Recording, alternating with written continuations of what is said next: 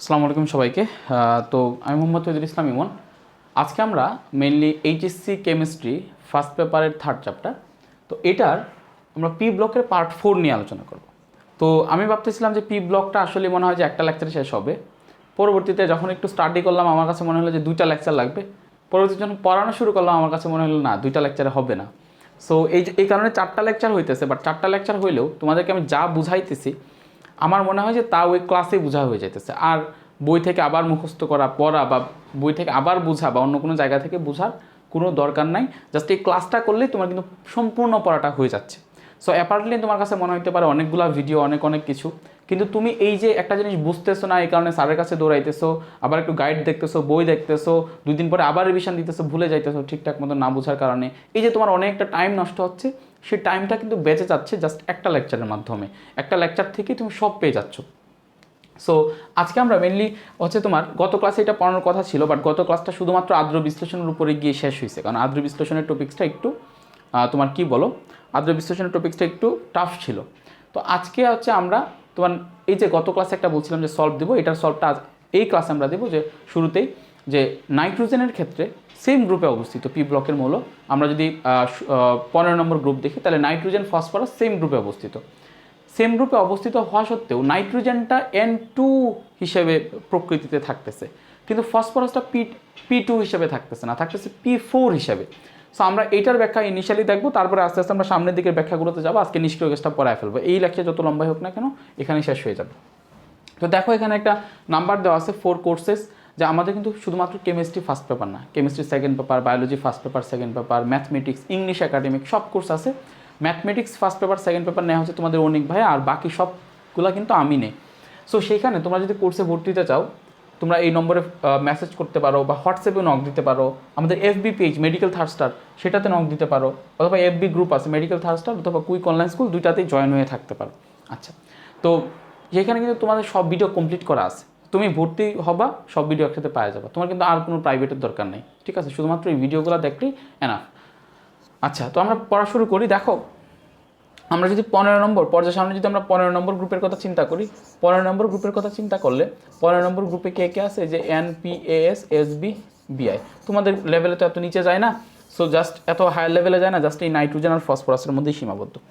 যে একই গ্রুপের মৌল, তাহলে একই গ্রুপের মৌল মানে একই ধরনের ধর্ম তাদের শো করা উচিত ছিল, একই ধরনের ধর্ম তাদের শো করা উচিত ছিল।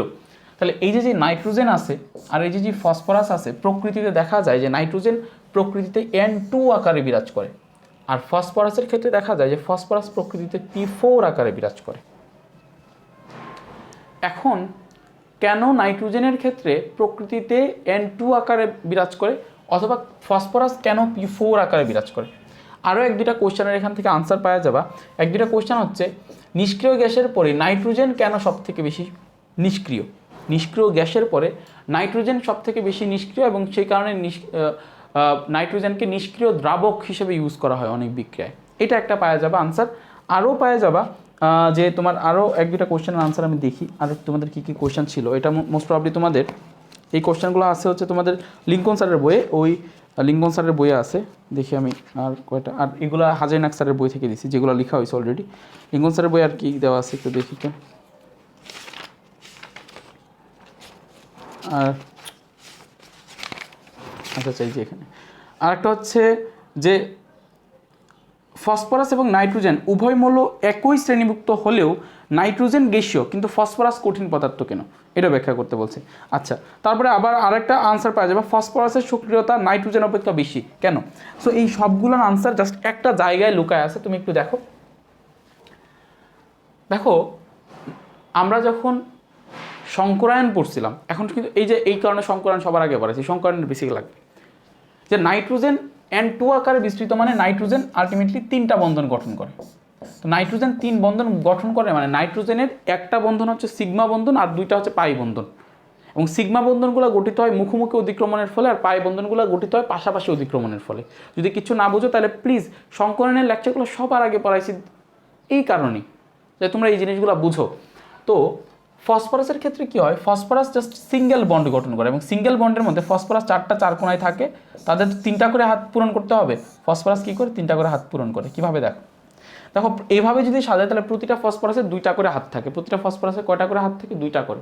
তাই কিন্তু ফসফরাসের যদি 3টা করে হাত লাগবে, তারা কীভাবে ম্যানেজ করে? এই যে এইভাবে ম্যানেজ করে, দেখো এই যে প্রতিটা ফসফরাসের দেখো এই যে 1টা 2টা 3টা হাত, প্রতিটা ফসফরাসের 1টা 2টা 3টা হাত, 1টা 2টা 3টা হাত, প্রতিটা ফসফরাসের যোজনী যে 3, মানে তোমার সেই 3 পূরণ হয়। আচ্ছা এখন আসো এটা কেন ফসফরাসের ক্ষেত্রে তারা কেন সিঙ্গেল বন্ড, তারা কেন সিঙ্গেল বন্ড নিছে, নাইট্রোজেনের ক্ষেত্রে কেন তারা অন্য বন্ড নিছে? এটার কারণ হচ্ছে তাদের সংকরায়নের ডিফারেন্স। প্রথমত তাদের সংকরায়নের ডিফারেন্স, যে তোমার in case of nitrogen nitrogen কী হয় তোমার এসপি সংকরায়ন ঘটে, অর্থাৎ ইন কেস অফ নাইট্রোজেনের ক্ষেত্রে আমি আচ্ছা আমি একটু এটা দেখাই।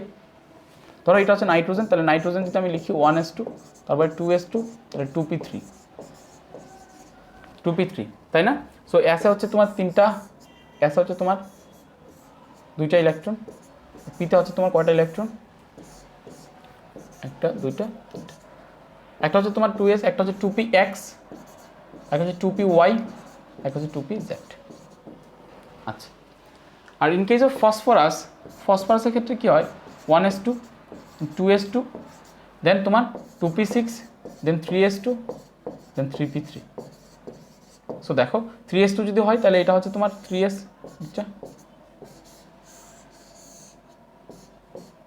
আচ্ছা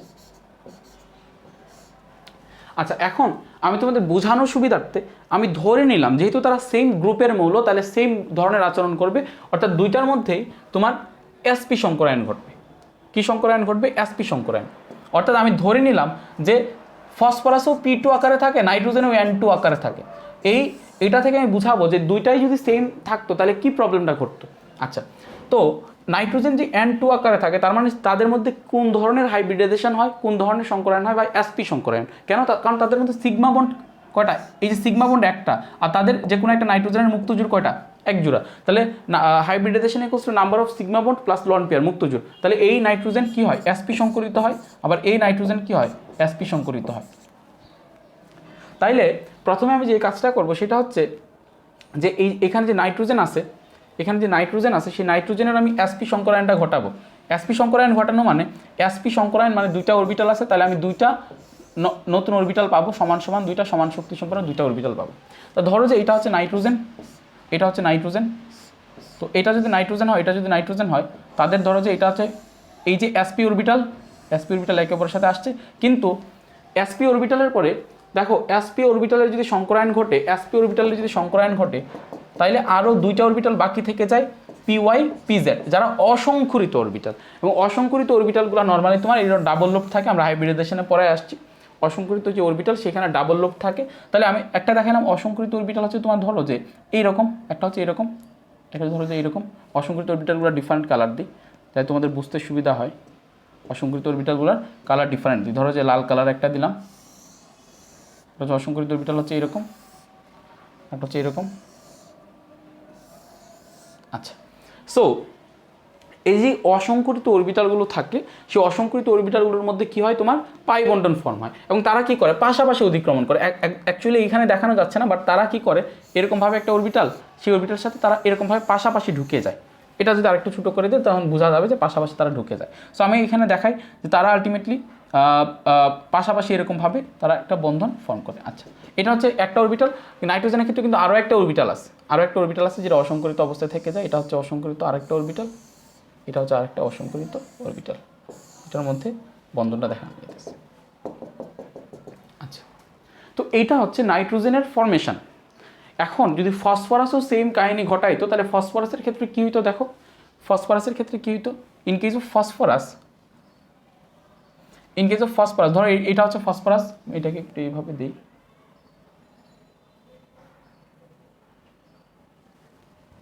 এটা হচ্ছে ফসফরাস, এখানে হচ্ছে ফসফরাস, দেন এখানে হচ্ছে তোমার ফসফরাস। একটা জিনিস একটু মাথায় রাখো, যে নাইট্রোজেন থেকে ফসফরাসের যে অরবিটালগুলো সেগুলো একটু বড়। কেন বড় আমি তোমাকে বলি। কারণ নাইট্রোজেনে যে বিক্রিয়ায় অংশগ্রহণ করতেছে বা যৌগ গঠনে অংশগ্রহণ করতেছে 2 অরবিটাল, 2 নম্বর অরবিটাল 2s 2p। সো এই 2s 2p থেকে এই 3s এবং 3p অরবিটাল যেটা ফসফরাসের বিক্রিয়ায় অংশগ্রহণ করতেছে, যৌগ গঠনে অংশগ্রহণ করতেছে, সেটা বড়। কারণ দেখো এটা হচ্ছে 1s অরবিটাল, তারপরে 2s অরবিটাল, তারপরে 3s orbital. That means 3s orbital বড়, এবং এটা হচ্ছে ধরো যে 2p অরবিটাল, এটা হচ্ছে 2p অরবিটাল, আর এটা হচ্ছে তোমার যে আমি রেড কালার যেটা দিচ্ছি সেটা হচ্ছে 3p অরবিটাল। এটা হচ্ছে কি অরবিটাল? 3p orbital. দেখো এটা হচ্ছে 3p অরবিটাল, দেখো 3 নম্বর কক্ষপথকে টাচ করছে। তাহলে 2s এবং 2p অরবিটাল থেকে 3s এবং 3p অরবিটালের যে সাইজ, সেই সাইজ অনেক বড়। সো আলটিমেটলি তারা যখন হাইব্রিড অরবিটাল ফর্ম করবে, অর্থাৎ তারা যখন শঙ্কর অরবিটাল ফর্ম করবে, sp শঙ্কর অরবিটাল, তখনও সেই sp শঙ্কর অরবিটাল কি হবে? তোমার sp শঙ্কর অরবিটাল আলটিমেটলি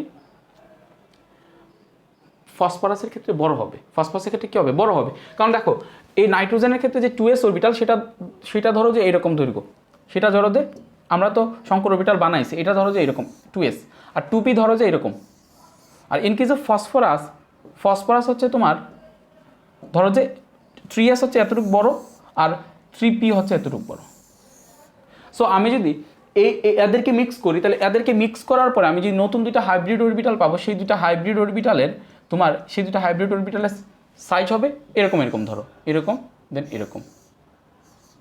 আর এইখানে দুইটাকে মিক্স করলে আমি যে হাইব্রিড অরবিটালগুলো পাবো, সেই হাইব্রিড অরবিটালগুলো একটু লম্বা পাবো। হাইব্রিড অরবিটালগুলো কী পাবো? একটু লম্বা পাবো, অর্থাৎ হাইব্রিড অরবিটালগুলো ধরো যে এরকম হবে, লম্বা হবে। সো আমি এতটুকু জিনিস মনে হয় বুঝাইতে সমর্থ হয়েছি যে ইন কেস অফ ফসফরাস তাদের যেই sp সংকরায়ন যদি ঘটে, তাদের যে হাইব্রিড অরবিটালটা হবে, হাইব্রিড অরবিটাল যে দুইটা হবে, দুইটা সংকরিত অরবিটাল, সেই দুইটা সংকরিত অরবিটাল নাইট্রোজেনের তুলনায় লম্বা হবে। নাইট্রোজেনের তুলনায় কী হবে? লম্বা হবে। সো দ্যাট মিনস এখানে আমি যদি ফসফরাসকে দেখাই, তাহলে দেখো ফসফরাসের ক্ষেত্রে কী হয়? ফসফরাসের ক্ষেত্রে তারা একটু লম্বা হবে। দ্যাটস ওয়াই আমি তাদেরকে একটু দূরে দূরে সরায় দেখাই দিছি যে তারা হচ্ছে লম্বা হইতেছে, এবং তাদের ক্ষেত্রে আলটিমেটলি আমি এরকমভাবে অনেক বড় লম্বা আমি অরবিটালগুলো দেখাইলাম যে তাদের অরবিটালগুলো অনেক লম্বা, এবং তাদের অসংকরিত অরবিটাল থেকে গেল। বাট অসংকরিত যে অরবিটালগুলো থাকবে, সেই অসংকরিত অরবিটালগুলো আলটিমেটলি তোমার একটু লম্বা থাকবে। সো অসংকরিত যে অরবিটালগুলো আছে সেগুলো একটু লম্বা থাকবে। সো অসংকরিত অরবিটালগুলো যদি দেখাই, তাহলে অসংকরিত অরবিটালগুলো ধরো যে একটা হচ্ছে এরকম লম্বা, একটু দেখাইলাম, আর ধরো যে এরকম লম্বা মানে কি? একটু চিকন হবে, এরকম একটু চিকন হবে এবং লম্বা হবে এরকম। দেন এদের মধ্যে একটা বন্ধন গঠিত হওয়া উচিত, অ্যান্ড এদের মধ্যে একটা বন্ধন গঠিত হওয়া উচিত।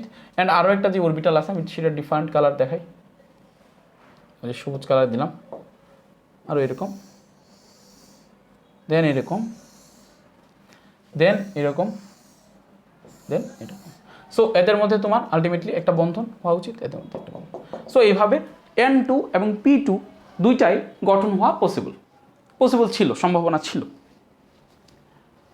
কিন্তু একটা জিনিস খুব একটু ভালোভাবে চিন্তা করে দেখো, যদি ফসফরাস P2 আকারে থাকতে চায়, তাইলে তাদের অসংকরিত অরবিটালগুলোর মধ্যে পাশাপাশি অধিক্রমণ দরকার পাই বন্ধন গঠনের জন্য। এবং এই যে পাশাপাশি অধিক্রমণটা আমি তোমাদেরকে বারবার বলে আসতেছিলাম যে পাশাপাশি অধিক্রমণটা একটু টাফ। কেন টাফ? তুমি দেখো এরা এখানে যে নাইট্রোজেন এবং নাইট্রোজেন, তারা আলটিমেটলি পাশাপাশি অধিক্রমণ করে না, বা এখানে চিত্রে দেখা যাচ্ছে যে তারা পাশাপাশি অধিক্রমণ করতেছে না। সো আমি তোমাদেরকে নাইট্রোজেন এবং নাইট্রোজেনের মধ্যে পাশাপাশি অধিক্রমণটা কীভাবে দেখাইছিলাম, যে তারা পাশাপাশি অধিক্রমণ কীভাবে করে।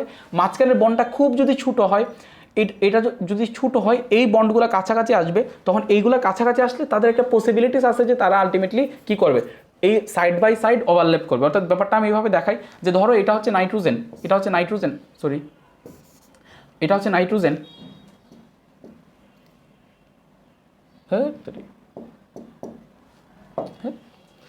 ধরো যে নাইট্রোজেন।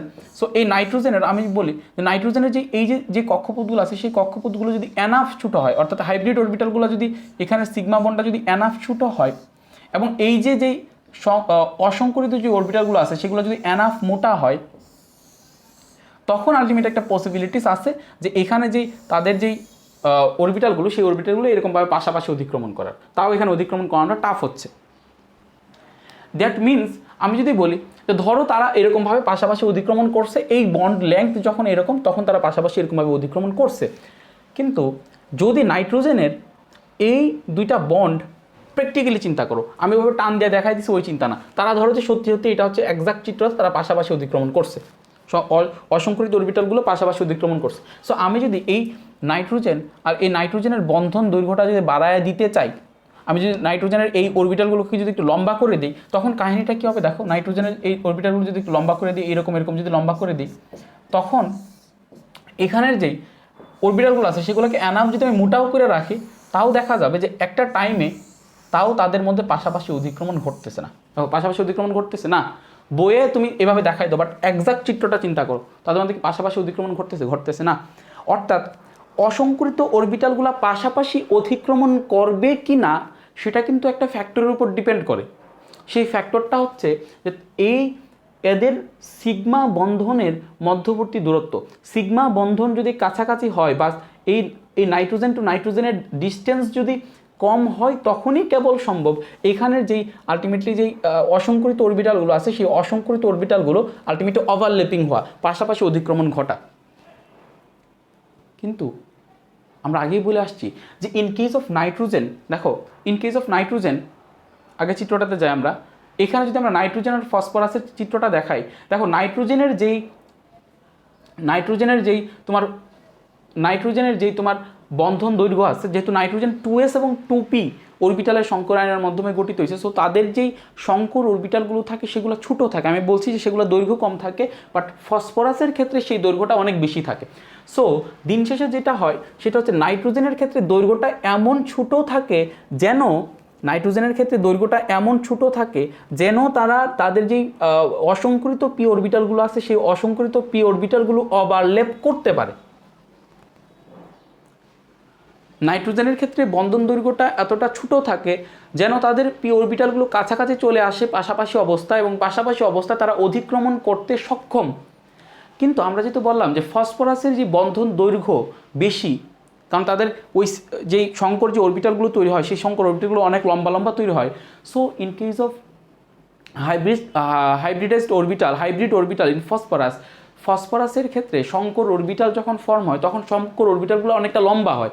সো এই লম্বাটা এতটাই লম্বা যে তাদের ওই পি এক্স বরাবর, পি ওয়াই বরাবর বা পি জেড বরাবর যে অরবিটালগুলো থাকে, অর্থাৎ এই যে আমি যেটা দেখাইছি, এই যে এখানে যেটা দেখাইছি যে এখানে পি জেড বরাবর বা পি জেড বরাবর বা পি কি বরাবর,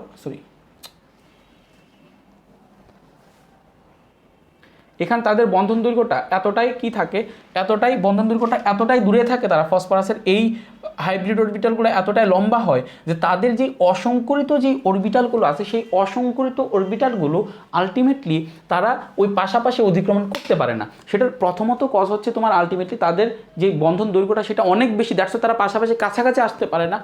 সেকেন্ড জিনিস হচ্ছে যে তাদের যে অরবিটালগুলো থাকে সেই অরবিটালগুলো একটু লম্বা, একটু চিকন হয়। সো তুমি দেখো এখানে যেই অরবিটালগুলো পাশাপাশি অতিক্রমণ করবে কিনা এটা কিন্তু তাদের দূরত্বের পাশাপাশি আরও একটা ফ্যাক্টরের উপর ডিপেন্ডেন্ট, সেটা হচ্ছে এই অরবিটালটা মোটা কিনা, যথেষ্ট মোটা কিনা। দেখো আমার ধরো যে নাইট্রোজেন দুইটা কাছাকাছি আছে, বাট নাইট্রোজেন দুইটা কাছাকাছি থাকলে কী হবে, তাদের যেই সংকর অরবিটাল, অসংকরিত যে অরবিটাল সেগুলো ধরো যে চিকন, সেগুলো যদি এরকম চিকন হয় তাদের মধ্যে কি জীবনে পাশাপাশি ওভারল্যাপিং ঘটবে, পাশাপাশি জীবনেও তাদের মধ্যে ওভারল্যাপিং ঘটবে না। অর্থাৎ এখানেও তোমার আলটিমেটলি তাদের মধ্যে দ্বিবন্ধন গঠিত হবে না বা পাই বন্ধন গঠিত হওয়া সম্ভব না। তার মানে এতটুকু এতে আসতে পারি যে ফসফরাসের ক্ষেত্রে দুইটা জিনিসই প্রতিকূলে। প্রথমত ফসফরাসের ক্ষেত্রে যে বন্ধনগুলো আসে, যেই ফসফরাসের ক্ষেত্রে যে সংকর অরবিটালগুলো তৈরি হয় সেই সংকর অরবিটালগুলো অনেক লম্বা হয়, এবং সংকর অরবিটালগুলো অনেক লম্বা হওয়ার কারণে ফসফরাস টু ফসফরাসের দূরত্ব অনেক বেশি হয়। ফসফরাস তুমি বলবা কেমিস্ট্রি লিটারেচারের লেখাটা হচ্ছে এরকম যে ফসফরাসের বন্ধন দৈর্ঘ্য অনেক বেশি হয়। ফসফরাসের বন্ধন দৈর্ঘ্য অনেক বেশি হওয়ার কারণে তাদের পি ওয়াই অসংকরিত অরবিটালগুলোর মধ্যে, অর্থাৎ পি ওয়াই কিংবা পিজেড অরবিটালগুলোর মধ্যে কারোরই সেই পাশাপাশি অতিক্রমণটা সম্ভব হয় না, কারণ তারা যথেষ্ট দূরে দূরে থাকে যেন তারা পাশাপাশি অতিক্রমণ না করতে পারে। কিন্তু ইন কেস অফ নাইট্রোজেন তারা পাশাপাশি অতিক্রমণটা করতে পারে, কারণ তাদের বন্ধন দৈর্ঘ্যটা অনেক কম হয়। বন্ধন দৈর্ঘ্যটা অনেক কম হওয়ার কারণে সিগমা বন্ধনের পাশাপাশি তারা পাই বন্ধনও ফর্ম করতে পারে। দ্যাটস ওয়াই দেখা যায় যে নাইট্রোজেনের ক্ষেত্রে তারা পাই বন্ধন ফর্ম করে এন, দেন দুইটা পাই বন্ধ, একটা সিগমা বন্ড নাইট্রোজেন থাকে N2 আকারে থাকে, বাট ফসফরাসের ক্ষেত্রে সেই P2 স্ট্রাকচারটা ফর্ম করা সম্ভব না। তো দেখো ফসফরাসের ক্ষেত্রে কিন্তু পাশাপাশি অধিক্রমণটা সম্ভব হইতেছে না, তাহলে ফসফরাস কী করবে? সবগুলারই বলবে যে আরে ভাই পাশাপাশি অধিক্রমণ কারা করে? অসংকরিত অরবিটালগুলো। তাহলে বলবে যে অসংকরিত অরবিটাল রাখারই দরকার নাই, যেহেতু তারা পারে না তাদেরকে রাইখা তো নষ্ট করার দরকার নেই, তার তো এনাফ স্ট্রং বন্ড লাগবে। দেখো নাইট্রোজেনের এখানে একটা সিগমা বন্ড ফর্ম করছে, দুইটা ডাবল বন্ড ফর্ম করছে, তাদের মধ্যে কি আলটিমেটলি বন্ড কী হবে? শক্তিশালী হবে না। কিন্তু ফসফরাসের ক্ষেত্রে যদি শুধুমাত্র একটা সিগমা বন্ড থাকে আর বাকি অরবিটালগুলো এমনি পইরা থাকে হা কইরা, লাভ আছে? বাকি অরবিটালগুলো এমনি পইরা থাকলো, অরবিটালগুলো কোনো কাজে লাগতেছে না, ফসফরাস এটা করতে দিবে না। তো ফসফরাস কী করে? ফসফরাস বলে ভাই আমার এগুলোর দরকার নেই, আমার এখানে ভাই যত অরবিটাল আছে সবগুলারই ইয়া বানায় দাও, এটা কী বলে? সবগুলারই তুমি সংকরিত অরবিটাল বানায় ফেলো। সো আলটিমেটলি দেখা যায় যে ইন কেস অফ ফসফরাস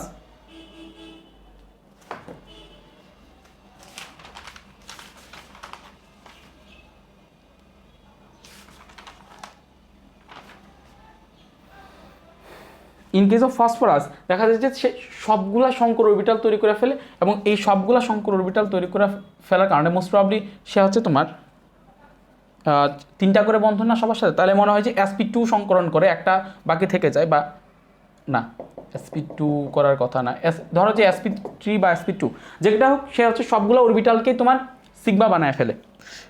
আমার মনে হয় যে একটা বাকি থাকে, sp2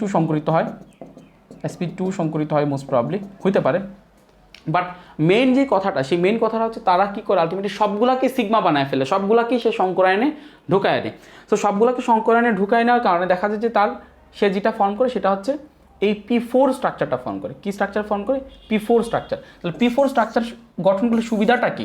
বা সুবিধাটা হচ্ছে P4 স্ট্রাকচার গঠন করলে এইদিকে P একটা সিগমা বন্ধন দেয়, এবং এই একটা হাইব্রিড অরবিটাল দেয়। এই হাইব্রিড অরবিটাল দেখো এখানে সাথে সংযুক্ত হয়।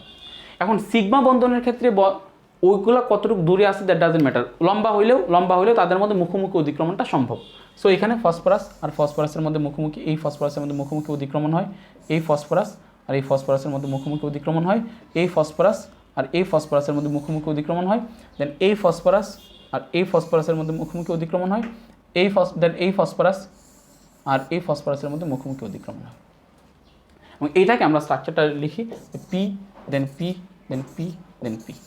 আচ্ছা, দেন এরকমভাবে মোস্ট প্রবাবলি sp2 সংকরায়নী হয়, আরও একটা হাইব্রিড অরবিটাল থেকে যায়, ও আনহাইব্রিডাইজড অরবিটাল থেকে যায়, বাট সেটা কারোর সাথে সমান্তরালে থাকে না, দ্যাটস ওয়াই মোস্ট প্রবাবলি এটা হয়। আমার কাছে মনে হচ্ছে sp3 সংকরিত হওয়ারই কথা, sp3 সংকরিত হওয়ার কথা। আচ্ছা দেখি,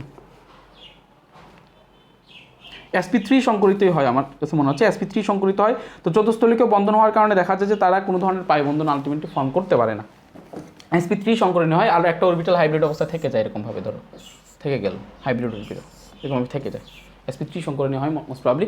আচ্ছা, তো এখন তারপরে তোমরা একটু দেখে নিও, আমার কাছে sp3 মনে হচ্ছে একটা হাইব্রিড অরবিটাল এভাবে থেকে যায়, ঠিক আছে। তো এখন মেইন কথাটা হচ্ছে তাহলে ফসফরাস P4 আকারে থাকে এই কারণে যে তারা দ্বিবন্ধন ফর্ম করতে পারবে না। তো তারা আলটিমেটলি সিঙ্গেল বন্ড ফর্ম করে, বা দ্বিবন্ধন না, তারা অ্যাকচুয়ালি পাই বন্ধন ফর্ম করতে পারে না। সো তারা সিগমা বন্ধন ফর্ম করে। সো ফসফরাস যদি তাদের 3টা হাত ঠিক রাখতে চায়, 3টা যোজনা ঠিক রাখতে চায়, সো আলটিমেটলি ফসফরাসকে এরকম স্ট্রাকচারে থাকতে হবে যে 4টা ফসফরাস 4টা কোনায় থাকবে, আর মাঝখানে দিয়ে কর্ণ বরাবর 2টা তাদের কি যাবে, বন্ধন যাবে। সো এরকমভাবে যদি তারা বন্ধনটা গঠন করে, তখনই কেবল সম্ভব ফসফরাসের স্ট্যাবল স্ট্রাকচারটা দেওয়া, ফসফরাসের অষ্টকটা পূরণ করা। সো দ্যাটস ওয়াই প্রকৃতিতে নাইট্রোজেন N2 আকারে থাকে, কারণ নাইট্রোজেনের ক্ষেত্রে নাইট্রোজেন টু নাইট্রোজেন পাই বন্ধন গঠন হওয়া সম্ভবপর হয়, ফসফরাসের ক্ষেত্রে ফসফরাস P2 আকারে না থাকে, P4 আকারে থাকে। আচ্ছা, এটা গেল একটা কথা। দেন আসো আরেকটা কোয়েশ্চেন আনসার, যে নাইট্রোজেন কেন অতি নিষ্ক্রিয়? নাইট্রোজেনকে এই কারণে নিষ্ক্রিয় দ্রাবক হিসেবে কেন ইউজ করা হয়? দেখো, নাইট্রোজেন নিষ্ক্রিয় গ্যাসের পরে সব থেকে যদি নিষ্ক্রিয় থাকে কোনো কিছু, তাহলে সেটা হচ্ছে নাইট্রোজেন। সেই নিষ্ক্রিয় গ্যাসের মধ্যে পরে সব থেকে যেই এটা আছে সেটা নাইট্রোজেন। কেন? এটার প্রথম যে কারণটা সেটা হচ্ছে নাইট্রোজেন টু নাইট্রোজেন তাদের যে বন্ধন দৈর্ঘ্য, সেই বন্ধন দৈর্ঘ্য অনেক ছোটো হয়ে যায়। ছোটো হয়ে যাওয়ার কারণটা কি? তুমি নাইট্রোজেনের পজিশনটা দেখো, আমি তোমাকে দেখাই, এটা কি বলে, পর্যায় সারণী দেখাই, একটা পিরিয়ডিক টেবিল বের করি, তোমাকে দেখাই। দেখো, পিরিয়ডিক টেবিল। সো এই যে দেখো একটা পিরিয়ডিক টেবিল এখানে আছে, আমরা একটা পিরিয়ডিক টেবিলটা দেখাই।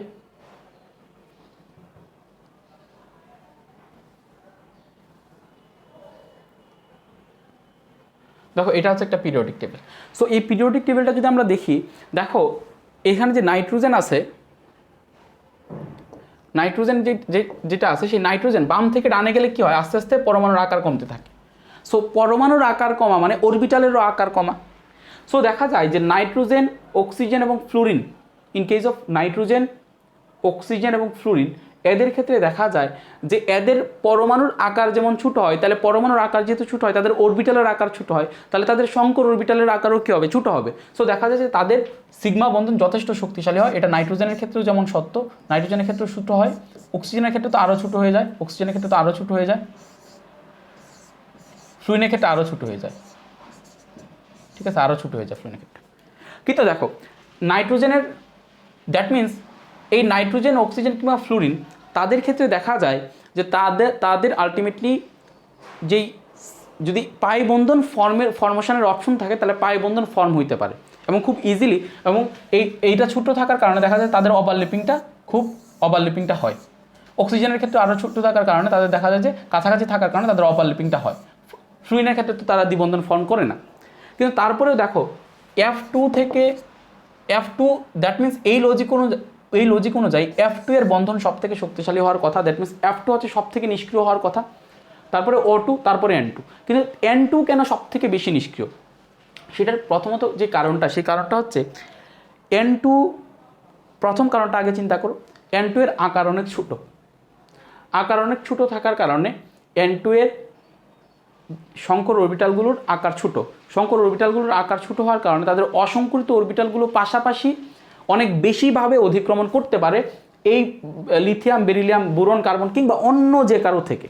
কারণ তুমি নিচে আসো, ফসফরাসের আকার নাইট্রোজেন থেকে অনেক বড়, ফসফরাস থেকে আর্সেনিক, তাদের ক্ষেত্রে এই জিনিসটা পসিবল হয় না। বাট নাইট্রোজেনের ক্ষেত্রে তাদের অসংকরিত যে অরবিটালগুলো আছে সেগুলো খুব স্ট্রংলি তারা পাশাপাশি অধিক্রমণ করতে পারে, কারণ যেহেতু নাইট্রোজেন আর নাইট্রোজেনের অরবিটালের আকার ছোট। সো তুমি কোয়েশ্চেন করতে পারো যে ভাইয়া নাইট্রোজেনের আকার, অরবিটালের আকার ছোট, আপনি যদি শুধু এই জিনিসটা দিয়েই ব্যাখ্যা দেন, তাহলে তো নাইট্রোজেন থেকেও নিষ্ক্রিয় হওয়ার কথা ছিল ফ্লুরিনের, নিষ্ক্রিয় গ্যাসের পরে। কারণ কি ভাই, ফ্লুরিনের অরবিটালের আকার সব থেকে ছোট। তো দেখো এখানে শুধুমাত্র একটা ফ্যাক্টর কাজ করতেছে না, দুইটা ফ্যাক্টর কাজ করতেছে। প্রথমত নাইট্রোজেনের আকারটা ছোট, বাট শুধুমাত্র যদি ছোটো আকার ছোটের ফ্যাক্টরটা থাকতো তাহলে ফ্লুরিন চলে আসতো, কিন্তু চলে আসে না। সেটার কারণ হচ্ছে নাইট্রোজেনের ইলেকট্রন বিন্যাস। নাইট্রোজেনের ইলেকট্রন বিন্যাস হচ্ছে 1s2 অর্থাৎ নাইট্রোজেনের ইলেকট্রন বিন্যাস হচ্ছে অর্ধপূর্ণ ইলেকট্রন বিন্যাস, অর্থাৎ নাইট্রোজেন বেশি ইলেকট্রন বিন্যাসগত দিক দিয়ে নাইট্রোজেন বেশি স্থায়ী, ইলেকট্রন বিন্যাসগত দিক দিয়ে নাইট্রোজেন বেশি স্থায়ী ফ্লুরিন কিংবা অক্সিজেনের থেকে। সো আলটিমেটলি নাইট্রোজেনের ক্ষেত্রে দুইটা ফ্যাক্টর ডোমিনেট করে। প্রথমত নাইট্রোজেনের ক্ষেত্রে নাইট্রোজেনের আকার ছোটো হওয়ার কারণে অরবিটালগুলো ছোটো হয়, অরবিটালগুলো ছোটো হওয়ার কারণে তাদের মধ্যবর্তী সিগমা বন্ধন যেরকমভাবে শক্তিশালী হয়, ঠিক এরকম পাই বন্ধনগুলো শক্তিশালী হয়। কারণ ছোটো হওয়া মানে তারা নাইট্রোজেন কাছাকাছি থাকা মানে তাদের পাই বন্ধনগুলো শক্তিশালী হয়। দেখো কাছাকাছি যদি আমি থাকি তাহলে দেখো কত শক্তিশালী, যত বেশি ওভারল্যাপিং হবে তত বেশি শক্তিশালী পাই বন্ধন গঠিত হবে। এখানে দেখো কতটা বেশি ওভারল্যাপিং হয়েছে। আর যদি দূরে দূরে থাকে তাহলে ওভারল্যাপিংটা দূরে থাকলো, ধরো যে এরকম থাকলো, দূরে থাকলো ওভারল্যাপিংটা এরকম। সো নাইট্রোজেনের ক্ষেত্রে তারা অনেক বেশি কাছাকাছি থাকে, লিথিয়াম, বেরিলিয়াম কিংবা অন্য যে কারো থাকে। সো আলটিমেটলি কাছাকাছি থাকার কারণে তাদের পাই বন্ধন সব থেকে বেশি শক্তিশালী হয়। প্রথম কথা হচ্ছে এইটা, পাই বন্ধন সব থেকে বেশি শক্তিশালী হয়। সেকেন্ড কজ যে নাইট্রোজেনের ইলেকট্রন বিন্যাস, নাইট্রোজেনের যে ইলেকট্রন বিন্যাস, সেই ইলেকট্রন বিন্যাস হচ্ছে তোমার সব থেকে বেশি। এই তুলনায় নাইট্রোজেনের পরে যারা আছে অক্সিজেন কিংবা ফ্লুরিন, যাদের হওয়ার কথা ছিল তাদের তুলনায় নাইট্রোজেনের ইলেকট্রন বিন্যাস হচ্ছে বেশি স্থায়ী। তাহলে তুমি পরীক্ষায় কী লিখে আসবা? পরীক্ষায় বাকিগুলো দিয়ে কথা বলার দরকার না, পরীক্ষায় লিখে আসবা যে আমরা জানি নাইট্রোজেনের পরমাণুর আকার অত্যন্ত ছোট। পরমাণুর আকার ছোট হওয়ার কারণে এটির সংকর অরবিটালের আকার ছোট হয়, আর সংকর অরবিটালের আকার ছোট হওয়ার কারণে অসংকরিত যে অরবিটালগুলো আছে সেগুলোরও পাশাপাশি অধিক্রমণ অনেক বেশি হয়। সে কারণে নাইট্রোজেনের সিগমা বন্ধনের পাশাপাশি পাই বন্ধনগুলো অনেক বেশি শক্তিশালী হয়। পাই বন্ধনগুলো, এটা হচ্ছে একটা ফ্যাক্টর। সেকেন্ড ফ্যাক্টর হচ্ছে নাইট্রোজেনের ইলেকট্রন বিন্যাস থেকে দেখা যায় যে নাইট্রোজেনের হচ্ছে তোমার অর্ধপূর্ণ ইলেকট্রন বিন্যাস শেষ কক্ষপথের। সো আমরা জানি অপূর্ণ কিংবা অর্ধপূর্ণ ইলেকট্রন বিন্যাসগুলো অনেক বেশি স্থায়ী হয়। সেই কারণে নাইট্রোজেন যে পরমাণুটা আছে সেটা অনেক বেশি স্থায়ী, বা নাইট্রোজেন দ্বারা যে গঠিত যৌগটা N2 সেটা হচ্ছে অনেক বেশি স্থায়ী। এই কারণে তারা অনেক নিষ্ক্রিয়, কারণ স্থায়ী মানে তারা অন্য কারোর সাথে বিক্রিয়া করতে চাইবে না, সো আলটিমেটলি তারা হচ্ছে কি নিষ্ক্রিয়। এই কারণে তোমার নাইট্রোজেন হচ্ছে নিষ্ক্রিয় দ্রাবক হিসেবে ইউজ করা হয়। এবং তুমি জানো কি না নাইট্রোজেনের এই যে 3টা বন্ড এরা এতটা শক্তিশালী, এদেরকে যদি তুমি ভাঙতে চাও তোমাকে 3000 ডিগ্রি সেলসিয়াস টেম্পারেচার দিতে হবে। এরা এতটা শক্তিশালী যে you have to put in 3000 degree Celsius, then nitrogen will split. তারপর nitrogen will be separated, then nitrogen গিয়ে সেপারেট হবে 3000 ডিগ্রি সেলসিয়াস টেম্পারেচার দিলে পরে। আচ্ছা, এইটা গেল। দেন হচ্ছে তোমার নাইট্রোজেন N2 রূপে কেন থাকে, ফসফরাস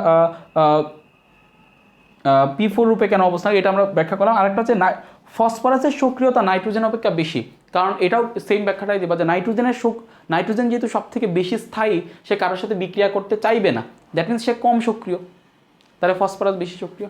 সো এটা নাইট্রোজেন থেকে ফসফরাস বেশি সক্রিয়, এই ব্যাখ্যাটা দিতে পারবা। তাহলে সবগুলোর ব্যাখ্যা তাহলে আমরা একটার মাধ্যমেই দিয়ে দিলাম, জাস্ট তাদের এই জায়গাটা ডিফারেন্সটার কারণে যে তাদের অরবিটালটা ছোটো হয়, শঙ্কর অরবিটালগুলো ছোটো হয়, পাশাপাশি অধিক্রমণটা বেশি করতে পারে। আচ্ছা, এটার পরে আমরা যেটাতে যাব সেটা হচ্ছে আরেকটা কোশ্চেন আছে যে NH3 PH2 অপেক্ষা NH3 অধিক ক্ষার ধর্ম প্রদর্শন করে, ব্যাখ্যা করো। PH2 অপেক্ষা লিখো, PH2 অপেক্ষা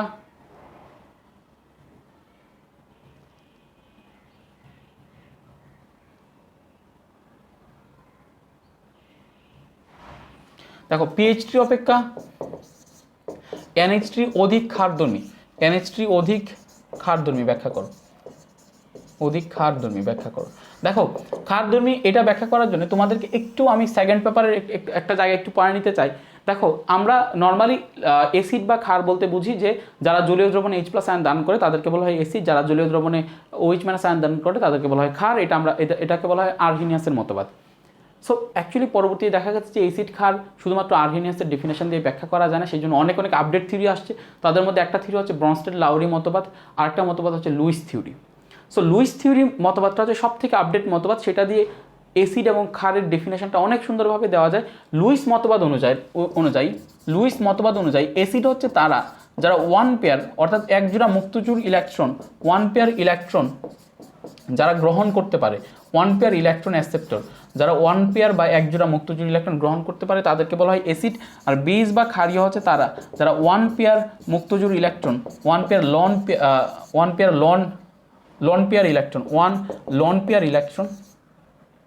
পেয়ার এক জোড়া মুক্তচুর ইলেকট্রন ডোনেটর, ঠিক আছে, ডোনার যারা এক জোড়া মুক্তচুর ইলেকট্রন দান করতে পারে তাদেরকে বলা হয় ক্ষার। তাহলে এটা হচ্ছে লুইস মতবাদ অনুযায়ী যে এক জোড়া মুক্তচুর ইলেকট্রন যারা গ্রহণ করতে পারবে তাদেরকে বলা হবে অ্যাসিড, এক জোড়া মুক্তচুর ইলেকট্রন যাদের দান করার ক্যাপাবিলিটি আছে তাদেরকে বলা হবে ক্ষার। এখন দান কারা করতে পারবে? যাদের আছে, অর্থাৎ যাদের মুক্তচুর ইলেকট্রন আছে তারাই ক্ষার হিসেবে আচরণ করবে। যেমন তোমাকে আমি বললাম যে অ্যামোনিয়া, সেই অ্যামোনিয়া একটা ক্ষার। কেন ক্ষার? কারণ অ্যামোনিয়ার আমরা যদি ইলেকট্রন বিন্যাস দেখি, অ্যামোনিয়ার ইলেকট্রন বিন্যাস থেকে NH2 এর ইলেকট্রন বিন্যাস থেকে আমরা দেখতে পারি অ্যামোনিয়ার ইলেকট্রন বিন্যাস করলে পাই 1s2, তারপরে 2s2, তারপরে হবে 2px1, 2py1, দেন 2pz1। এই 2p অরবিটালের সাথে হাইড্রোজেন কি করছে, তোমার হাইড্রোজেন একটা করে ইলেকট্রন দিয়ে বন্ধন ফর্ম করছে। আর এই যে শেষ কক্ষপথে যে 2sটা রয়ে গেছে এটার কিন্তু মুক্তজুড়ি ইলেকট্রন হিসেবে মুক্তজুড়ি রয়ে গেছে, এটা কিন্তু বন্ধনে অংশগ্রহণ করে নাই। সো দেখা যাচ্ছে যে এখানে নাইট্রোজেনের আলটিমেটলি নাইট্রোজেনের মুক্তজুড়ি ইলেকট্রন থেকে যাচ্ছে। সো ইভেন ফসফরাসেরও মুক্তজুড়ি ইলেকট্রন থেকে যাবে, কারণ সেম গ্রুপে অবস্থিত ফসফরাসের ওই 3s2 এর এই দুইটা মুক্তজুড়ি ইলেকট্রন থেকে যাবে। ইভেন ধরো যে OH- নিজে একটা ক্ষার, OH- কি নিজে একটা ক্ষার, কারণ তার একটা মুক্তজুড়ি ইলেকট্রন আছে, অক্সিজেনের মুক্তজুড়ি ইলেকট্রন থাকে। সো আলটিমেটলি এদের যেহেতু মুক্তজোড় ইলেকট্রন আছে, সো এরা আলটিমেটলি কাউকে না কাউকে মুক্তজোড় ইলেকট্রন দান করতে পারবে। সো যেহেতু এরা মুক্তজোড় ইলেকট্রন দান করতে পারবে সেহেতু তাদেরকে বলা হয়েছে তোমার ক্ষার। যেহেতু তারা মুক্তজোড় ইলেকট্রন দান করতে পারবে সেহেতু তাদেরকে বলা হয় ক্ষার। এখন কোনটা অধিক ক্ষারধর্মী সেটা ডিপেন্ড করবে কার বেশি ইলেকট্রন দান করার টেন্ডেন্সি আছে, কার বেশি ইলেকট্রন দান করার টেন্ডেন্সি আছে সেই বেশি ক্ষারধর্মী হবে। যার ইলেকট্রন দান করার টেন্ডেন্সি কম বা ইলেকট্রন অ্যাভেলেবিলিটি কম সে দুর্বল অ্যাসিড। যার ইলেকট্রন দান করার ক্যাপাসিটি বেশি, যার অ্যাভেলেবল ইলেকট্রন বেশি যার কাছে ইলেকট্রন বেশি সে বেশি দান করতে পারবে, সে হচ্ছে অধিক ক্ষারধর্মী। আচ্ছা, সো নাইট্রোজেন এবং ফসফরাসের ক্ষেত্রে যদি আমরা দেখি, নাইট্রোজেন এবং ফসফরাসের ক্ষেত্রে ধরো নাইট্রোজেন এবং ফসফরাসের ক্ষেত্রে দেখা যায় যে নাইট্রোজেন এবং ফসফরাসের দুইজনেরই এক জোড়া মুক্তজোড়ী ইলেকট্রন আছে। সুতরাং কার ইলেকট্রন বেশি সেটা থেকে আমরা ধরতে পারি না যে কার আসলে আলটিমেটলি দান করার সামর্থ্য বেশি। সো আমার কথা হচ্ছে নাইট্রোজেন সংখ্যাগত কতটুকু বেশি সেটা না দেখি যে কার টেন্ডেন্সি বেশি ইলেকট্রন তোমার, অর্থাৎ কার নাইট্রোজেন ইলেকট্রনের অ্যাভেলেবিলিটি বেশি, আমরা সেই জিনিসটা দেখি। দেখো এদিকে নাইট্রোজেন আর হাইড্রোজেনের যে তড়িৎ ঋণাত্মকতার পার্থক্য, সেই তড়িৎ ঋণাত্মকতার পার্থক্য হচ্ছে অনেক বেশি, অর্থাৎ নাইট্রোজেন হচ্ছে হাইড্রোজেন থেকে অধিক তড়িৎ ঋণাত্মক হওয়ার কারণে নাইট্রোজেন এবং হাইড্রোজেনের মধ্যকার যে ইলেকট্রনগুলো, সেই ইলেকট্রনগুলো কী হবে আলটিমেটলি এই নাইট্রোজেনের দিকে কিছুটা সরে যাবে, এবং এখানে যে মুক্তজোড়ী ইলেকট্রনগুলো আছে সেগুলো নাইট্রোজেনের দিকে কিছুটা সরে যাবে, এখানের মুক্তজোড়ী ইলেকট্রনগুলো নাইট্রোজেনের দিকে কিছুটা সরে যাবে। এবং ফসফরাসের যে মুক্তজোড়ী ইলেকট্রনগুলো আছে সেগুলোও ফসফরাস যেহেতু হাইড্রোজেন থেকে অধিক তড়িৎ ঋণাত্মক, সেহেতু ফসফরাসের দিকেও ইলেকট্রনগুলো সরে যাবে।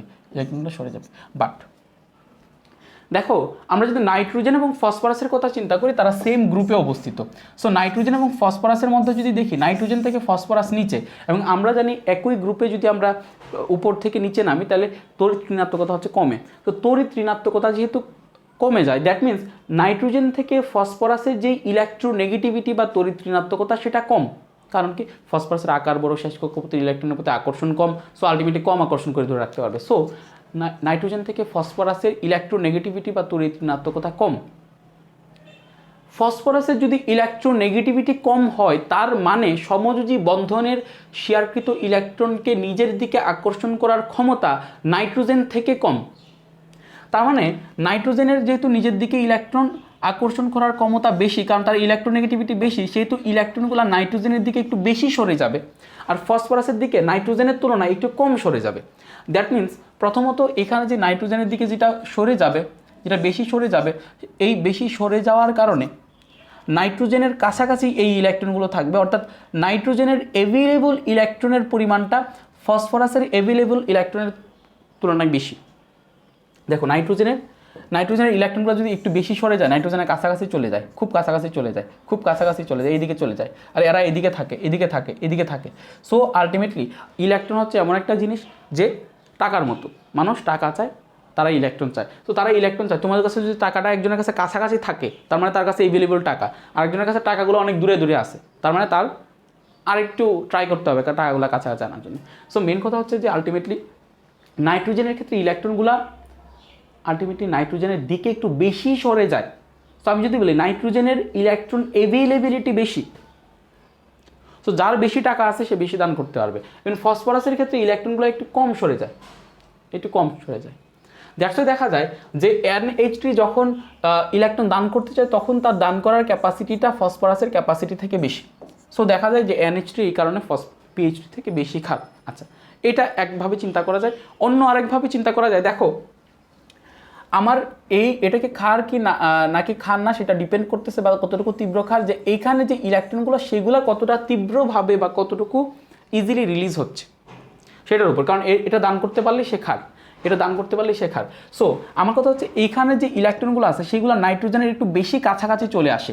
সো নাইট্রোজেনের ইলেকট্রনগুলো যদি বেশি কাছাকাছি চলে আসে, এখানে যে ইলেকট্রনগুলো আছে সেই ইলেকট্রনগুলো আলটিমেটলি এই ইলেকট্রনটাকে কি করবে? বিকর্ষণ করবে না, এই ইলেকট্রনগুলোকে বিকর্ষণ করবে না।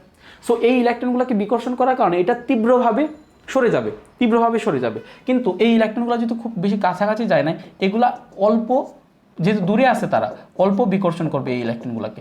সো এই ইলেকট্রনগুলোকে ছেড়ে দেওয়ার টেন্ডেন্সি ফসফরাসের কম, কিন্তু নাইট্রোজেনের এই ইলেকট্রনগুলোকে ছেড়ে দেওয়ার টেন্ডেন্সি বেশি, কারণ এই ইলেকট্রনগুলো যেহেতু একটু কাছাকাছি চলে আসছে। তো ধরো এই ইলেকট্রনগুলো এখানে চলে আসছে, ফর এক্সাম্পল এখানে, সো আলটিমেটলি তারা খুব বেশি দূরে বিকর্ষণ করতেছে, সো খুব তীব্রভাবে সরাই ফেলে দিবে। সো দ্যাটস ওয়াই এটাকে এইভাবেও চিন্তা করা যায়। সো দ্যাটস ওয়াই নাইট্রোজেনের ক্ষেত্রে যেহেতু ইলেকট্রনগুলো নাইট্রোজেন এবং হাইড্রোজেন এর বন্ধনের শেয়ারকৃত ইলেকট্রনগুলো নাইট্রোজেনের কাছাকাছি থাকে, দ্যাটস ওয়াই দেখা যায় যে সেই ইলেকট্রনগুলো ইজিলি রিলিজ হয়ে যেতে পারে, ফসফরাসের ক্ষেত্রে ইজিলি রিলিজ হয় না। সো দ্যাটস ওয়াই NH3 হচ্ছে বেশি ক্ষার, PH3 হচ্ছে কি কম ক্ষার। আচ্ছা, আরও একটা ব্যাখ্যা আছে, সেটা হচ্ছে যে নাইট্রোজেনের আবার এটাই যে নাইট্রোজেনের অ্যাভেলেবিলিটিটা বেশি ইলেকট্রনের, যে দেখা যায় যে নাইট্রোজেনের আকার কিন্তু ফসফরাসের আকার থেকে ছোটো। সো নাইট্রোজেনের আকার ফসফরাসের আকার থেকে ছোটো হওয়ার কারণে ইলেকট্রনগুলো যখন কাছাকাছি আসে, দেখা যায় যে একটা কম আয়তনের মধ্যে অনেক বেশি ইলেকট্রন থাকে, অর্থাৎ ইলেকট্রনের ঘনত্ব, ইলেকট্রনের ডেনসিটি এই নাইট্রোজেনের ক্ষেত্রে বেশি থাকে, বাট ফসফরাসের আকার বড় হওয়ার কারণে ইলেকট্রনের ডেনসিটি কম থাকে। অর্থাৎ দেখো আমরা কি জানি, রো ইকুয়ালস টু অর্থাৎ ঘনত্ব ইকুয়ালস টু m/v। আয়তন যত, আকার যত কমে ঘনত্ব তত বাড়ে, আকার যত বাড়ে ঘনত্ব তত কী হয়, কমে। দ্যাট মিনস নাইট্রোজেনের আকার হচ্ছে ফসফরাসের আকার থেকে কম। নাইট্রোজেনের আকার ফসফরাসের আকার থেকে কম হওয়ার কারণে তার ডেনসিটি বা ঘনত্ব বেশি, এবং এই কম এই জায়গার মধ্যে অনেক ইলেকট্রন, তার মানে ইলেকট্রনের ডেনসিটি বা ঘনত্ব বেশি। সো আমরা বলতে পারি নাইট্রোজেনের ইলেকট্রনের এভেইলেবিলিটিটা বেশি, ফসফরাসের ইলেকট্রনের এভেইলেবিলিটিটা কম। নাইট্রোজেনের অনেক বেশি ইলেকট্রন আছে কম জায়গার মধ্যে, এই জন্য সে দান করে দিতে পারবে। ফসফরাসের ইলেকট্রন আছে বাট অনেক বেশি জায়গা ছড়ায়, সেই জন্য সে একটু কম দান করবে। আচ্ছা, এটা গেল PH3 NH2 অপেক্ষা ক্ষার। আচ্ছা, এখন আসো একটা বোঝা যাচ্ছে OF2 গঠিত হলেও দেখো SF2 গঠিত হয়, SF4 গঠিত হয়, SF6 গঠিত হয়, বাট OF2 গঠিত হয় কিন্তু OF4 গঠিত হয় না, OF6 গঠিত হয় না। এখন কেন হয় না এটার ব্যাখ্যা দাও। যদিও তারা সেম গ্রুপের, 16 নম্বর গ্রুপের OSSE-তে পড়ে। সো OS তো সেম গ্রুপে, তাহলে সেম কাজ করার কথা ছিল, বাট করে না কেন সোজা কথা, ডি অরবিটাল থাকে না এই কারণে। চিন্তা করে দেখ। In case of sulphur electron বিন্যাস করো 16, 1s2, then 2s2, then 2p6, then 3s2, then 3p4।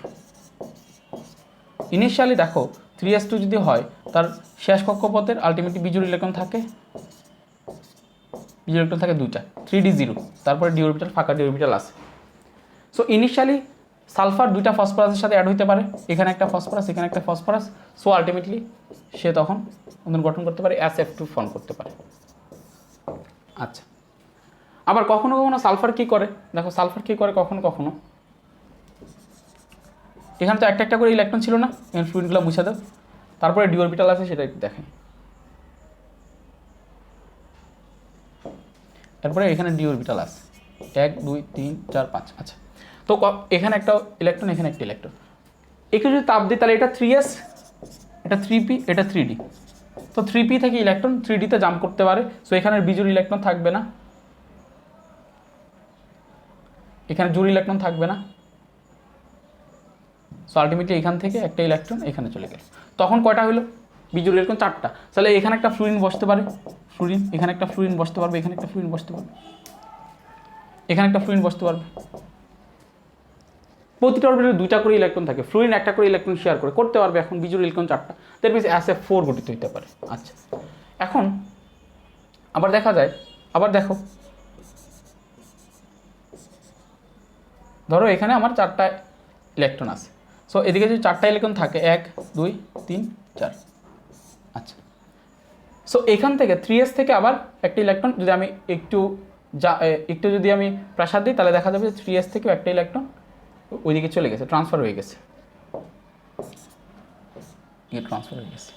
তখন এদিকে একটা ফ্লুইন বসতে পারে, এদিকে একটা ফ্লুইন বসতে পারে, এদিকে একটা ফ্লুইন বসতে পারে, সব জায়গায় ফ্লুইন বসে আলটিমেটলি তখন তোমার SF6 ফর্ম হবে।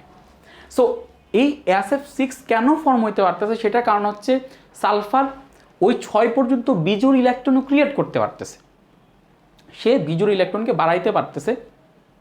But in case of oxygen এটা 2টার বেশি বিজোড় ইলেকট্রন বাড়াইতে পারে না। সেটার কারণ কি? সেটার কারণ হচ্ছে অক্সিজেনের ইলেকট্রন বিন্যাস দেখো, 1s2, 2s2, তারপরে 2p4। সো আলটিমেটলি এখানে তার 2s-এ 2টা ইলেকট্রন, 2p-তে 2টা ইলেকট্রন, কিন্তু 2d তো সেখানে এক্সিস্ট করতেছে না। দ্যাট মিনস এখানে যে বিজোড় ইলেকট্রনগুলো যে সৃষ্টি হবে, ক্রিয়েট হবে, সেটা কিন্তু আমি তোমাদেরকে বলতেছিলাম যে যখন সামান্য আমরা উত্তেজিত করি বিক্রিয়ার সময়, তখন বিক্রিয়ার সময় উত্তেজিত হইলে ইলেকট্রনটা যে ট্রান্সফার ঘটবে সেটা সেম কোয়ান্টাম নাম্বারের মধ্যে ঘটবে। সো সেম কোয়ান্টাম নাম্বারের মধ্যে যদি ঘটে, যদি না বুঝো তাহলে আমাদের এসএসসি লেকচার আছে, SSC all videos by quick online school, দেখে আসো প্লেলিস্টে গিয়ে। সো এখানে তোমার আলটিমেটলি একটা ইলেকট্রনগুলো যে ডি অরবিটালে ট্রান্সফার হয়ে যে তারা বিজোড় ইলেকট্রন সৃষ্টি করবে সেটা পারতেছে না, এখানে যেটা পারতেছে। ডি অরবিটালে ট্রান্সফার হয়ে যাচ্ছে, বিজোড় ইলেকট্রন সৃষ্টি হইতেছে, সেখানে সে ফ্লুরিন বসতে পারতেছে। এখানে কিন্তু ফ্লুরিন বসতে পারবে না, কারণ ফ্লুরিনের একটা ইলেকট্রন এখানে দিতে হবে, একটা অরবিটালে দুইটার বেশি ইলেকট্রন থাকতে পারে না, এখানেও ফ্লুরিন বসতে পারবে না। ফ্লুরিন বসবে কোন জায়গায়? এই জায়গায়, এই জায়গায়। তাহলে শুধুমাত্র OF2 গঠিত হইতেছে, OF6 গঠিত হয় না, OF4 গঠিত হয় না। সেম কারণে NCl5 এক্সিস্ট করে না, বাট PCl5 এক্সিস্ট করে, কারণ তারা অষ্টক সম্প্রসারণ ঘটাইতে পারে। কেন অষ্টক সম্প্রসারণ ঘটাইতে পারে? কারণ তাদের ফাঁকা ডি অরবিটাল থাকে। আচ্ছা, তারপরে আসো একটা জায়গা, এটাই শেষ আমাদের পি ব্লকের, আর পড়া শেষ। আর যদি পড়া বাকিও থাকে তাহলে আমি পড়াইতে পারবো না ভাই, একেবারে মাথা নষ্ট করে দিতেছে পি ব্লক। এখন আসো যে নিষ্ক্রিয়মূলক জ্যানন কেন ফ্লুরিনের সাথে বিক্রিয়া করে? নিষ্ক্রিয় আমরা জানি নিষ্ক্রিয় গ্যাসগুলো, এদেরকে নিষ্ক্রিয় বলা হয়েছে যে এই কারণে, কারণ তারা কারোর সাথে বিক্রিয়া করতে পারে না, এই কারণে তাদেরকে বলা হয়েছে। বাট তারপরেও নিষ্ক্রিয়মূলক জ্যানন কেন ফ্লুরিনের সাথে বিক্রিয়া করে? আবার নিষ্ক্রিয়মূলক জ্যানন ফ্লুরিনের সাথেই বিক্রিয়া করে, ফ্লুরিন ছাড়া আবার কারোর সাথে বিক্রিয়া করে না। So why that is more specific to xenon? এখন একটা জিনিস চিন্তা করে দেখো, আমাদের নিষ্ক্রিয় গ্যাস কারা কারা আছে? হিলিয়াম, নিয়ন, আর্গন, ক্রিপ্টন, জ্যানন, রেডন। এদের মধ্যে রেডন হচ্ছে তেজস্ক্রিয় পদার্থ, সো এটা আলটিমেটলি বিক্রিয়া করার আগে নিজে ভাঙা যায়, সো রেডনকে নিয়ে কোনো কথা বলার দরকার নাই, যেহেতু এটা তেজস্ক্রিয় পদার্থ। আচ্ছা, বাকি আছে কি আমার কাছে? হিলিয়াম, নিয়ন, আর্গন, ক্রিপ্টন, জ্যানন। আচ্ছা, সো নিষ্ক্রিয় গ্যাসগুলো কেন ভাইয়া করে না? নিষ্ক্রিয় গ্যাসগুলো কেন যৌগ গঠন করে না, বিক্রিয়া অংশগ্রহণ করে না? কারণ তাদের ইলেকট্রন বিন্যাস স্টেবল, স্থায়ী ইলেকট্রন বিন্যাস। দ্যাটস তারা ইলেকট্রনকে দান করতে চায় না বা ইলেকট্রনকে গ্রহণ করতে চায় না। কিন্তু স্থায়ী ইলেকট্রন বিন্যাসও যদি হয়, হিলিয়ামের ইলেকট্রন বিন্যাস যতটুকু স্থায়ী, নিয়নের ইলেকট্রন বিন্যাস ততটুকু স্থায়ী না, আর্গনের ইলেকট্রন বিন্যাস ততটুকু স্থায়ী না, তাদের স্থায়িত্বের মধ্যেও কম বেশি আছে। কেন আমি তোমাকে বলি, দেখো হিলিয়ামের ক্ষেত্রে যেই ইলেকট্রনগুলো আছে, সেই ইলেকট্রনগুলো তোমার, হিলিয়ামের শেপ তো অনেক ছোটো, শেপ ছোটো হওয়ার কারণে ইলেকট্রনগুলো তোমার অনেক কাছাকাছি অবস্থিত। বাট নিয়নের ক্ষেত্রে সেই শেপ অনেক বড় হয়ে গেছে, আর্গনের ক্ষেত্রে শেপ আরও অনেক বড় হয়ে গেছে, ক্রিপ্টনের ক্ষেত্রে শেপ কী হয়েছে, আরও অনেক বড় হয়ে গেছে, জ্যাননের ক্ষেত্রে শেপ অনেক বেশি বড় হয়ে গেছে, এমন বড় হয়ে গেছে যে তাদের যে প্রোটন, সেই প্রোটন থেকে ইলেকট্রন অনেক এমন দূরে অবস্থিত, বা অরবিটালগুলোতে এমনভাবে ছড়ায় সেটা অবস্থিত যে শেষ কক্ষপথের ইলেকট্রনের প্রতি আকর্ষণটা জ্যাননের অন্যান্য নিষ্ক্রিয় গ্যাসের তুলনায় অনেক কম হয়। অন্যান্য নিষ্ক্রিয় গ্যাসের তুলনায় জ্যাননের যে ইলেকট্রনগুলো আছে, আমি হিসাব করে ইলেকট্রন দেখাইতেছি না কয়টা আছে, বাট ধরো এই ইলেকট্রনগুলো আছে। কিন্তু ইন কেস অফ জ্যানন, তাদের শেষ আকার অনেক বড় হওয়ার কারণে, সব থেকে বড় হওয়ার কারণে, নিষ্ক্রিয় গ্যাসের মধ্যে সব থেকে বড়, আমি রেডনকে বাদ দিচ্ছি কারণ এটা তেজস্ক্রিয়, এটা বিক্রিয়া নর্মালি করবে না, তেজস্ক্রিয় পদার্থরা নিজেরাই ভেঙে যায়। সো এটা নিয়ে আর কত কথা বলতেছি না, জ্যাননকে নিয়ে কথা বলি। তাহলে জ্যানন কী হয়? জ্যানন হচ্ছে এই গ্রুপের সব থেকে নিচে অবস্থিত, এই গ্রুপের সব থেকে নিচে অবস্থিত মানে এই গ্রুপের সব থেকে বড় শেপ, এই গ্রুপের সব থেকে বড় শেপ মানে এই গ্রুপের তার শেষ কক্ষপথের ইলেকট্রনের প্রতি সব থেকে আকর্ষণ কম হচ্ছে তার। জ্যাননের সব থেকে আকর্ষণ কম। এখন আকর্ষণটা কম এদের তুলনায় ঠিক আছে, তারপরেও সেটা স্টেবল কেন? কারণ জ্যানন ইচ্ছা করে ইলেকট্রন কাউকে দিয়ে দিবে না, তারা নিষ্ক্রিয় গ্যাস, তাদের নিষ্ক্রিয় হয়ে থাকা উচিত, তারা নিষ্ক্রিয় থাকতে চাইবে। আচ্ছা, আমি যদি তোমাকে বলি যে একটা নিষ্ক্রিয় গ্যাসকে বিক্রিয়া অংশগ্রহণ করাইতে চাও, অর্থাৎ নিষ্ক্রিয় গ্যাস থেকে একটা ইলেকট্রনকে সরাইতে চাও, তোমার কোন কোন ফ্যাক্টর আরোপ করতে হবে? প্রথমত তোমাকে চিন্তা করতে হবে নিষ্ক্রিয় গ্যাসগুলোর মধ্যে আমি হিলিয়াম, নিয়ন, আর্গন, ক্রিপ্টন কিংবা জ্যানন, এদের মধ্যে আমি এই হিলিয়াম, নিয়ন এদেরকে নিয়ে আমরা চিন্তা করতে পারি না যে এরা আলটিমেটলি বিক্রিয়া দেবে, কারণ এদের আকারটা ছোটো হওয়ার কারণে শেষ, এমনি তো স্থায়ী ইলেকট্রন বিন্যাস, তার উপরে আকার ছোটো হওয়ার কারণে শেষ কক্ষপথের ইলেকট্রনের প্রতি আকর্ষণটা এতটা বেশি থাকে যে আমরা এদেরকে নর্মালি ইলেকট্রনগুলোকে সরাইতেই আমরা পারি না। কিন্তু জ্যাননের ক্ষেত্রে একটা পসিবিলিটিস ক্রিয়েট হয়, আমি বলতেছি না সেই ইলেকট্রনটাকে ছেড়ে দেয়। জ্যাননের ক্ষেত্রে সে নিষ্ক্রিয় ঠিক আছে, সে স্থায়ী ঠিক আছে, বাট তার ক্ষেত্রে আকারটা বড় হওয়ার কারণে একটা পসিবিলিটিস ক্রিয়েট হয় যে it can donate electron, it can be done, এটা করা যাইতে পারে মেবি। কেন? কারণ তার শেষ কক্ষপথের ইলেকট্রনের প্রতি আকর্ষণটা কম আছে, যদিও সে আকর্ষণটা এতটা কম না যে সে ইচ্ছা করে দান করে দিবে, বাট সেটা করা যাইতে পারে। ধরো তোমার 4-5 জন মানুষ আছে, 4-5 জন মানুষের মধ্যে দেখলা যে তুমি সবার কাছে যাইতেছো, কেউ তোমার কথা মানতেছে না, বাট তুমি বুঝতেছো যে তোমার বাবার কাছে গেলে তোমার বাবা সেই কথাটা মানতেও পারে। তুমি একটা দোকান থেকে কিছু কিনতে চাও, এখন তোমাকে কেউ কিনে দিতেছে না, বাট তোমার বাবার, তুমি ফিল করতেছো যে তোমার বাবার কাছে যদি তুমি যাও তাহলে তোমার বাবা তোমার সেই তোমার বাবা সেটা কিনে দিতে পারেন, মেবি পসিবিলিটিস আছে। সো বাবা যখন দিতে পারেন মানে কি বাবা দিয়ে দিবে না, বাবাও দেয় না, কিন্তু বাবা একটু সবার তুলনায় একটু নরম, যে কারণে বাবা দেখা যায় যে বাবার মনটা একটু নরম হওয়ার কারণে বাবা দিয়ে দেয়, কিনে দিয়ে দেয়, যাই চায় তাই কিনে দিয়ে দেয়। তো এখন তুমি কি করবা? বাবারে গিয়ে বললেই হবে কিনা দিয়ে দাও? না, বাবা তো এমনি নিষ্ক্রিয়, কিনে দিতে চায় না। তোমাকে একটু বাবাকে জোরাজুরি করতে হবে। যার যার সেই পসিবিলিটিসটা আছে তাকে জোরাজুরি করতে হবে। জোরাজুরি করলে হয়তো বাবা কিনে দিতে পারেন, কিন্তু যেই মানুষটা তোমাকে একটা জিনিস কিনে দিতে চাই না একেবারে, সেই মানুষটার কাছে গিয়ে যদি জোরাজুরি করো তাহলে লাভ হবে না। জোরাজুরি তার কাছে করতে হবে, কান্নাকাটি তার কাছে করতে হবে যার মনটা একটু নরম, যে কিনে দিতে পারে, একটা পসিবিলিটিস আছে এবং সেই পসিবিলিটিসটা তার কাছে সব থেকে বেশি। দ্যাট মিনস আমি কথাটা বলছি যে এখানে যে জ্যানন আছে, সেই জ্যানন ইলেকট্রন দান করে না, নিষ্ক্রিয় গ্যাসগুলো ইলেকট্রন দান করে না। বাট আমার কথা হচ্ছে জ্যাননের আকারটা যেহেতু অনেক বড়, শেষ কক্ষপথের ইলেকট্রনের প্রতি যেহেতু আকর্ষণটা তার অনেক কম, সেহেতু মেবি আমরা যদি একটু জোরাজুরি করি তাইলে দেখা যায় যে জ্যানন আলটিমেটলি সেই ইলেকট্রনটা সে দান করতে পারে। ইলেকট্রনটা সে যেহেতু তার শেষ কক্ষপথের ইলেকট্রনটা আকর্ষণ করে, আমরা যদি জোরাজুরি করি তাহলে সেই ইলেকট্রনটা দান করতে পারে। সো এখন এখান থেকে যদি ইলেকট্রনকে সরাইতে হয় তাহলে আমার কি লাগবে? একটা তীব্র তড়িৎ ঋণাত্মক মৌল লাগবে। কেন? কারণ আমি যদি একটা তীব্র তড়িৎ ঋণাত্মক মৌল নিই, তড়িৎ ঋণাত্মক মৌল মানে হচ্ছে তোমার যে তীব্র তড়িৎ ঋণাত্মক মানে শেয়ারকৃত ইলেকট্রনকে বা যে কোনো জায়গার ইলেকট্রনকে সে নিজের দিকে বেশি বলে আকর্ষণ করতে পারবে। আমি যদি বলি একটা তীব্র ঋণাত্মক মৌল, তাহলে সে কী করবে? যেখানে ইলেকট্রন পাবে সেখান থেকে ইলেকট্রন তুলে নিয়ে আসবে।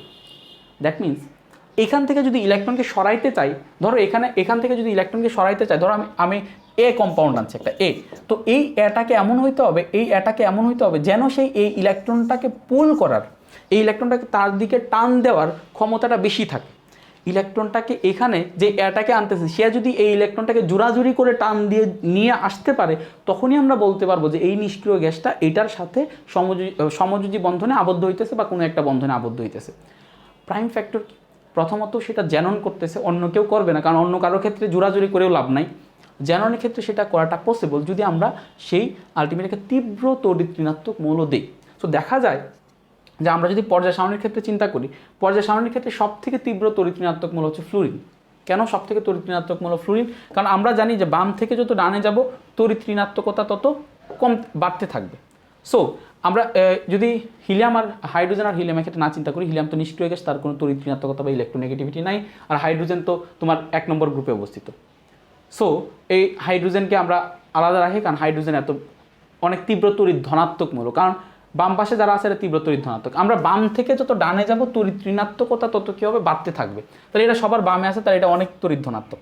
তারপরে আসো, এটা থেকে এটার তড়িৎ ধনাত্মকতা বেশি, কিন্তু বাম থেকে যত ডানে যাইতেছি তড়িৎ ঋণাত্মকতা তত কমতেছে, তড়িৎ ঋণাত্মকতা কমতে কমতে ফ্লুরিনের তড়িৎ ঋণাত্মকতা সব থেকে কম, কারণ নিয়ন তো নিষ্ক্রিয় গ্যাস, তার তো তড়িৎ ঋণাত্মকতা ফ্যাক্টরটা নাই।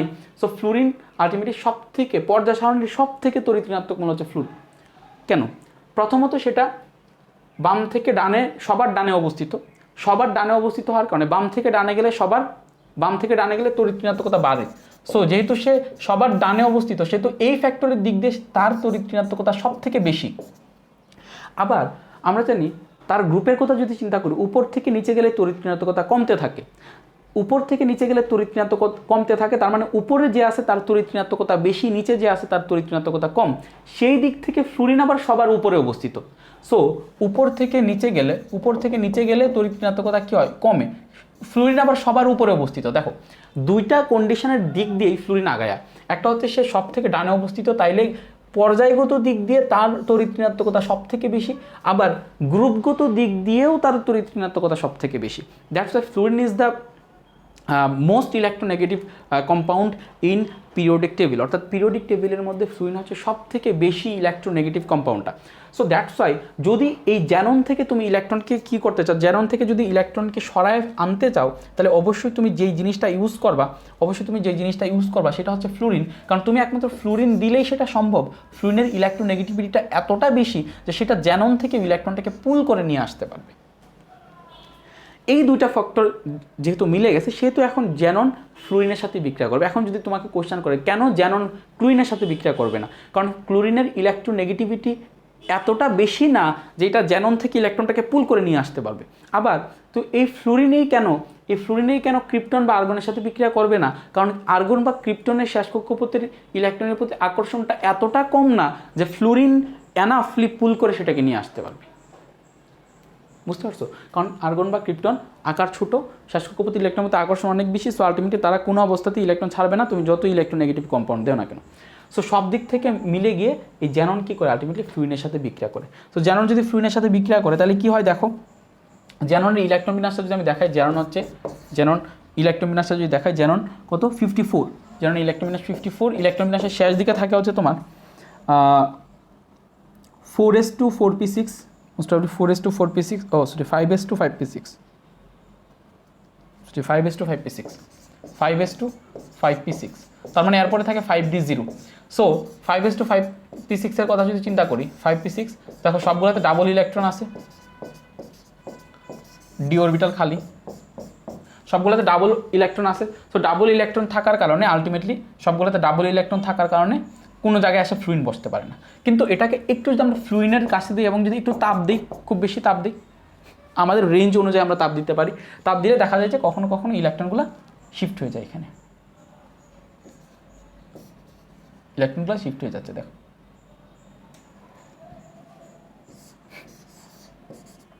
এখানে একটা ইলেকট্রন, এখানে একটা ইলেকট্রন। তখন জ্যানন কি করতেছে, একটা ফ্লুইনের সাথে সংযুক্ত হইতেছে, এখানে একটা ফ্লুইন, এই যে ফ্লুইনের সাথে সংযুক্ত হইতেছে।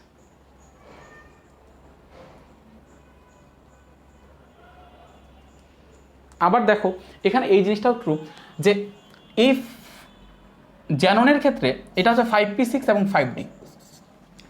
এই তুমি ধরো 3p আর 3d, 4p আর 4d, এই অরবিটালগুলোর ক্ষেত্রে চিন্তা করো, এগুলো krypton argon ক্রিপ্টনের 3p 3d 4p 4d। So তুমি যত কোয়ান্টাম নাম্বার তোমার যত বাড়বে, পি এবং ডি অরবিটালের মধ্যে শক্তির ডিফারেন্সটা তত কম হবে, অর্থাৎ পি এবং ডি অরবিটালের শক্তি তত কাছাকাছি হবে। যেমন 3p আর 3d এর মধ্যে শক্তির ডিফারেন্সটা যতটা বেশি, 4p আর 4d এর মধ্যে ততটা বেশি না, আর 5p এবং 5d এর মধ্যে শক্তির ডিফারেন্সটা আরও কম, অর্থাৎ 5p এবং 5d শক্তিগত দিক দিয়ে কাছাকাছি। সো দেখা যায় যে একটু তাপ দিলেই ইলেকট্রনটা ট্রান্সফার করা, নেক্সট উচ্চতর শক্তি স্তরে ট্রান্সফার করাটা পসিবল হয়, যেটা অন্যগুলোর ক্ষেত্রে হয় না। এটা একটা ফ্যাক্টর। সো জানুন এরকমভাবে যে XeF2 ফর্ম করে, XeF2 এর ক্ষেত্রে কোন সংকরায়ন হয়, এই যে একটা S অরবিটাল, তিনটা P অরবিটাল, একটা D অরবিটাল, sp3d সংকরায়ন হয়, sp3d সংকরায়নে কী কী শেপ হয় তোমরা বলতে পারবা, সরলরৈখিক শেপ হয় যদি sp সংকরায়ন ঘটে, সরি না এই sp3d হয়, বাট যেহেতু তোমার শেপ হওয়ার কথা কী ছিল, শেপ হওয়ার কথা ছিল যে তোমার মোস্ট প্রবাবলি sp3d হলে কী শেপ হয়, তোমার পঞ্চভুজীয় পিরামিড, বাট পঞ্চভুজীয় পিরামিড হয় না, কারণ হচ্ছে তোমার দুই পাশে সবগুলো মুক্তজোড় ইলেকট্রন থাকে। সো আলটিমেটলি সরলরৈখিক শেপে এটা কনভার্ট হয়ে যায়, ট্রান্সফরমেশন হয়ে যায়। আমরা এটা মোস্ট প্রবাবলি সংকরায়নের সেকেন্ড লেকচারে দেখাইছি শেপগুলোর ক্ষেত্রে, ঠিক আছে। সো জ্যাননের শেপটা তোমরা দেখো, এই যে জ্যানন sp3d2, তার মানে জ্যাননের শেপ কী হওয়া উচিত ছিল, তোমার পঞ্চভুজীয় পিরামিড হওয়ার কথা ছিল, তাই না নাকি? হ্যাঁ, তিনটা দিলাম এভাবে, হ্যাঁ দেখো এই যে দেখো জ্যানন, তারপরে এইভাবে, দেন এইভাবে, দেন এইভাবে, দেন এইভাবে একটা, দেন এইভাবে একটা, বাট এই জায়গাটাতে একটা ফ্লুরিন, এই জায়গাটাতে একটা ফ্লুরিন, দেখা যায় যে বাকিগুলোতে শুধু মুক্তজোড় ইলেকট্রন, এগুলো থেকে শুধু মুক্তজোড় ইলেকট্রন। তো আলটিমেটলি এটা সরলরৈখিক হয়, দিন শেষে এটা সরলরৈখিক অবস্থায় থাকে। যেমন Fe F4ও গঠিত হওয়া সম্ভব, কারণ এখানে যদি ইলেকট্রন যদি আরও একটা ট্রান্সফার হয়, আরও বিজোড় ইলেকট্রন হবে। আবার XeF6ও হয়, XeF6ও হয়। সেগুলো শেপ কী হবে কি না হবে তোমাদের বইয়ে লেখা আছে, এগুলো তোমরা XeF4 এর শেপ হয় দিন শেষে, আলটিমেট শেপ হয় হচ্ছে তোমার বর্গাকার, সমতুলীয় বর্গাকার, আর XeF6 এর হয় হচ্ছে তোমার পঞ্চভুজীয় পিরামিড হয় সেই দিন শেষে, যদিও এটা অষ্টতলিক হওয়ার কথা ছিল, বাট হয় না দুইটা ইলেকট্রনের জন্য, এই জন্য এটা পঞ্চভুজীয় পিরামিড হয়, পঞ্চভুজীয় পিরামিড। এগুলো তোমরা পারবা, আমি সংকরায়নে পরে আসছি, আর কোনো কথা নেই, ঠিক আছে।